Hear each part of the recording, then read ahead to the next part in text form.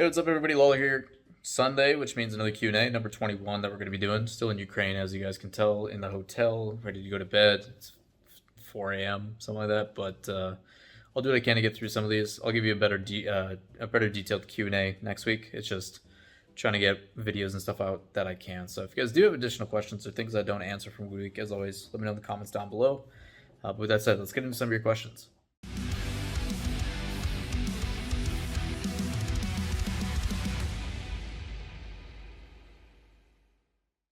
First question comes from Redacted, and he says, do you think they should do more with clans in Rocket League? I could see a bunch of add-ins such as clan levels, banners, colored clan tags, leaderboards, etc., which would be cool to be implemented. I think it'd be a really cool idea, and just add a bit more to the game to keep players active. Yeah.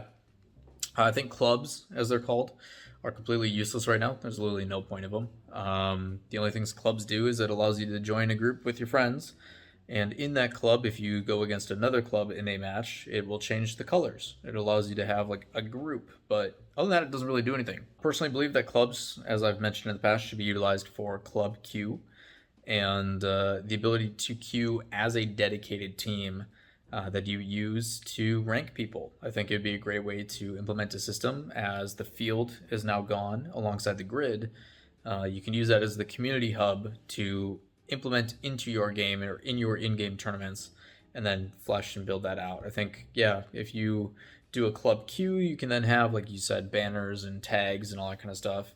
It would be a good way to give people a ranked reward for a title if they're a top 10, top 100, whatever it may be. But yeah, I think club queue would be absolutely sick.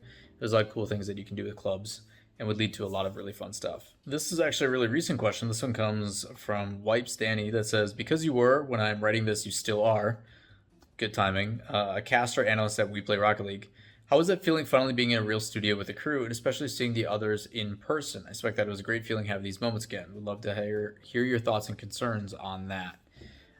Yeah, it's been since February of 2020 since I've been in a studio type atmosphere. I went to PAX East and did Apex Legends on the PAX Arena main stage.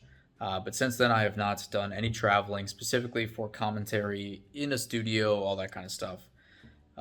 There's a couple really cool things about this event. Number one, a lot of guys that I've worked with previously who haven't got to meet. Number one, Supersonic, who I work exclusively with on the V1 broadcasts. I've worked with FDOT in other platforms and other games as well, in other broadcasts that I haven't got to meet yet. It was cool to see like some of the guys I have worked with before, like Stacks. And then for like Spaceman and Digital Bacon and stuff, these are guys that have worked in the community that I've talked to and interacted with, but I've never gotten to meet. So like getting to meet and see those people first and foremost is awesome. And then the second side of it is the fact that we get to do it for a Rocket League event. These guys are part of the Rocket League community, and getting to see other Rocket League people that get it, understand it, have worked in the industry and the business is something that I desperately miss from being back home. Because back home, I'm from small town, middle of nowhere. People don't understand what it's like to work in esports or understand the esports side of things. So like that familiarity was desperately missing. It's really good for my mental. As for being here at WePlay, it's awesome to be in a studio. It's awesome to have the lights and the camera and the action and doing the makeup and the costumes and all that kind of stuff. And primarily because it makes for a better show. Like it is a AAA production with a lot of cool assets, and being involved with that as well as getting to watch and commentate and analyze Rocket League at a main level is one of the things I love to do. And the other side of that is getting to travel. Even though travel is limited and there's a lot of restrictions along with it, we're still able to go out and do and explore. I've never been to Ukraine. It's super cool that I got the opportunity to come to Ukraine and check out Kiev and see stuff and how things are done here, because it's a new experience, and I'm all about that. I like saying yes to things I don't know, things that I've never experienced, and learning about just things in general. I love and have a thirst for knowledge, and this is something that at the end of the day, I can check it off the bucket list. You know, it's super cool that I've gotten the opportunity to travel out here and do stuff. I do wish I got to go and see and travel and see the city more, but not always possible with kind of the crazy schedules. But yeah, man, it's a really good feeling being back in the studio, working at production, of this magnitude, especially for Rocket League. And a lot of people have been overwhelmingly supportive, which is greatly appreciated. So I do greatly appreciate it. So thank you. Next question comes from Alex Perrin that says, have you ever thought of editing your news into a podcast, a daily or a weekly? I listen to your videos daily most days, keep home, killing my data man, but I can't help myself. Love your content. Yeah, appreciate the love, and appreciate you listening to me as like an audio only thing. I do think it is possible for me to take all my stuff from the week and just do all of those spliced together, but I don't know where I would really post it. Maybe that's something I can do for like Patreon. Maybe I'll do that as a future thing where if you are trying to watch them all in one, it's just a lot of extra effort to splice those contents together. A lot of people really enjoy YouTube Premium for that reason, just because they can listen audio only and do it that way. But I have done many podcasts in the past. The current podcast, I guess you could say I do, is Rocket Talk, where I interview content creators, pros, etc. But I've kind of gotten out of the whole podcast thing. It's much more fun to be a guest than it is to run one yourself, because when you run one yourself, you have to do all the prep and all the work behind it and stuff. When you're a guest, you just get to show up and talk and hang out. So I've kind of taken steps away from the whole podcast concept, and taking another project under my belt is kind of tough. I'm putting a lot of focus and effort on the TV show with Sportsnet, because our third episode is going to be coming soon. So I'd rather put a lot of emphasis on that and try to make that the best thing it can be, and try to use that and get more people watching that, because that's all on YouTube as well. But it's something I will take under consideration. Appreciate the support. Next question comes from Matt. It says, hey Lawler, have you ever seen the Super Smash Bros. Melee documentary? I have. It's one of the greatest esports documentaries of all time. To my knowledge, it's like 4 hours long, and it's insane. You basically ask questions about, it'd be cool to do this for the Rocket League scene. Is this something that I should do? Blah, blah, blah.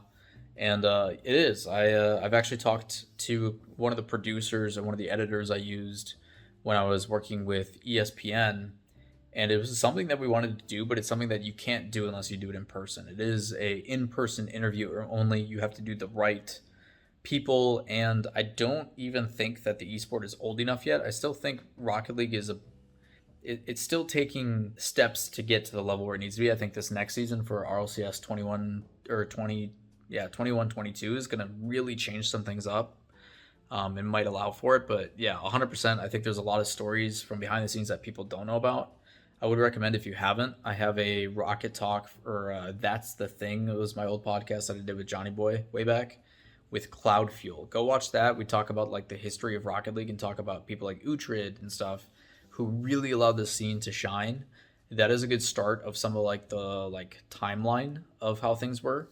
But I would recommend go give that a listen if you're like craving that kind of content. Jesse asks, do you have any idea where Daniel will go? At first it seemed like he was going rogue, but he's not on the roster right now. A couple things. One, Daniel is not old enough to be on a roster. He is 14, so he can't sign up for a roster until he turns 15. It's actually against the rules.